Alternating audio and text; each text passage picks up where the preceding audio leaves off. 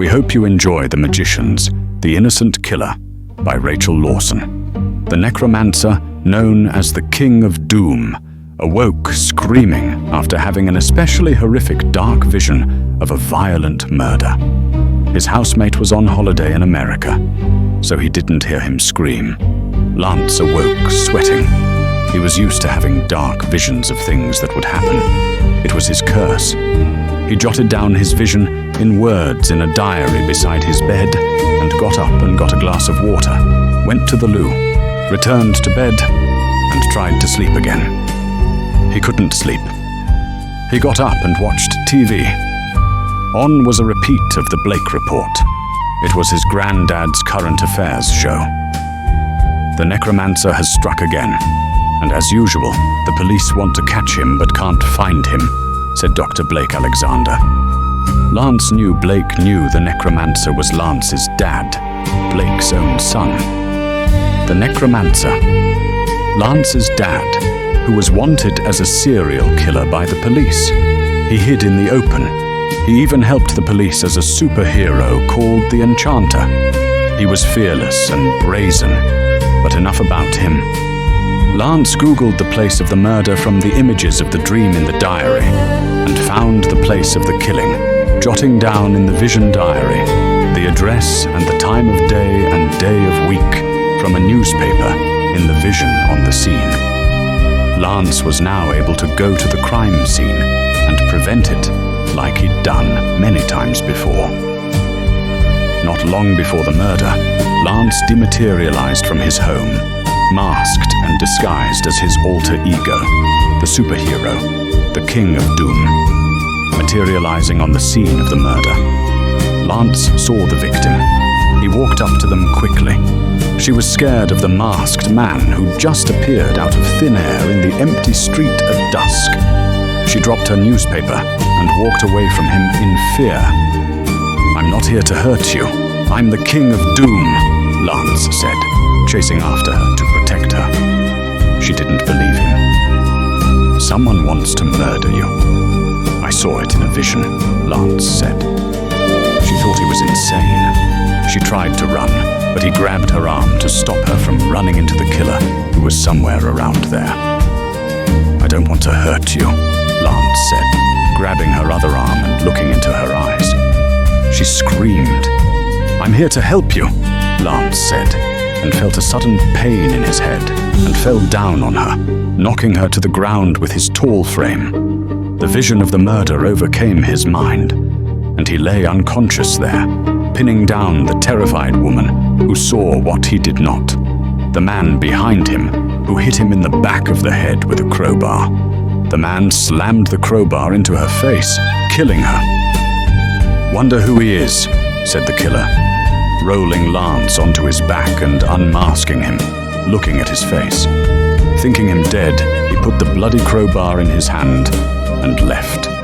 Lance was not dead. He woke up seeing the dead body, and he was horrified. He felt something in his hand, a bloody crowbar, and put it together all wrong, as the last thing he saw was a vision of her murder. He thought he had committed it. Finding the crowbar in his hand settled it in his mind. He was horrified, wondering why he did it. He didn't know why he would. Then he realized he did not know who he was or why he was there. He must have stalked and killed her and fainted, he thought. He did what anyone who was confronted with being a murderer would do. He ran away. The killer saw him and followed him. Days later, Lance had an appointment with his father at a local restaurant. His father waited for him for an hour with a muffin for him and his son. And he hadn't arrived, so the Enchanter asked the staff if they'd seen his son. They had not, so he got the muffins put in a bag and he drove to Lance's home thinking he may have forgotten the appointment. The Enchanter knocked on the door of Lance's home with the bag. There was no answer. It was strange, as Lance's housemate was always at home. The Enchanter remembered that he'd been told he was going to be on holiday in America. "Junior, are you home?" shouted Lance Sr., the Enchanter. "His car's here," said the enchanter, noticing it in the car spot. The worried father dematerialized and materialized in the house, not wanting to break down the door in case there was nothing wrong. He searched it. It was empty and seemed to have been so for 4 days, according to the calendar in the kitchen. The enchanter looked around for clues of where his son was. He saw his son's vision diary and read it in case it had some clue.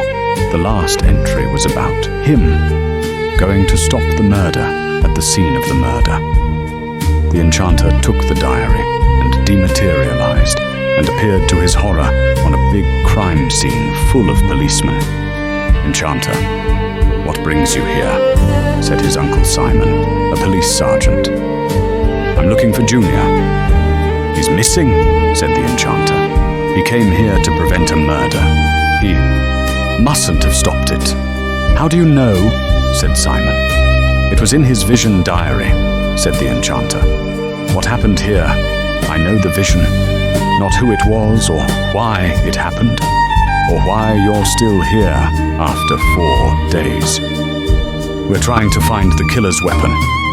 "We know the killer was a serial killer," said Simon. "You know the killer?" asked the enchanter seriously. "Crowbar Charlie. He kills people with crowbars," said Simon. "We found the blood of a human and the blood of a magician and a mask here," Simon said, concerned. "I think he caught Junior. We'll look for him. He may still have him."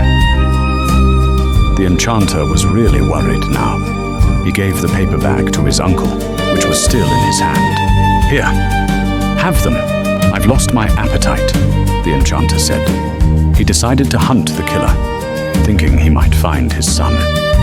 The necromancer found the killer with the help of his brother, the timekeeper, who was like Junior. He saw things to come, and the past, not just the bad. He led him to the place where Junior was. "Who are you?" demanded Crowbar Charlie for the 1,000th time. "You tell me I don't know," said Junior, scared and confused, tied to a chair.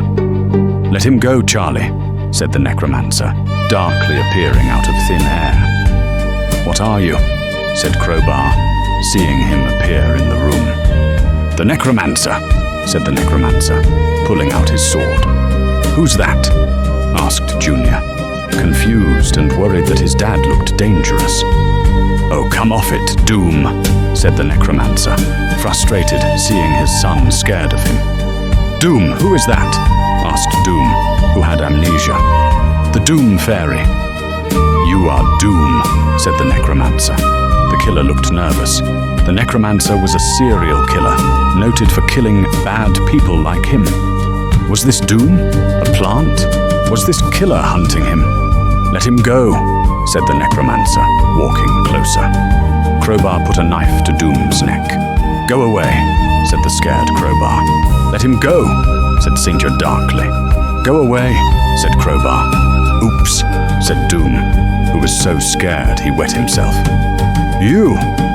"That was disgusting, boy," said Senior. "Okay, have the disgusting brat." Senior disappeared seconds later, materializing behind Crowbar with his sword in the back of Crowbar. He drew it out. "Nobody hurts my children," said the necromancer. The knife at Junior's neck melted to nothingness. "Thank you. Dad?" said Junior, confused and nervous, not sure who the necromancer was. He was pandering to him. "I think we'd better take you to the hospital," Senior said, noticing he was hurt and acting odd, noticing his wet pants. "Via your home for a change of clothes," Senior said, cutting his son's bonds. "How do you know I won't tell them what you did?" said Junior. "I don't know what you'll do. I think you have amnesia, boy. That's why we're seeing Granddad," said Lance, patting his son on the head. Junior grimaced in pain. He accidentally patted him where the crowbar had hit. It was still tender.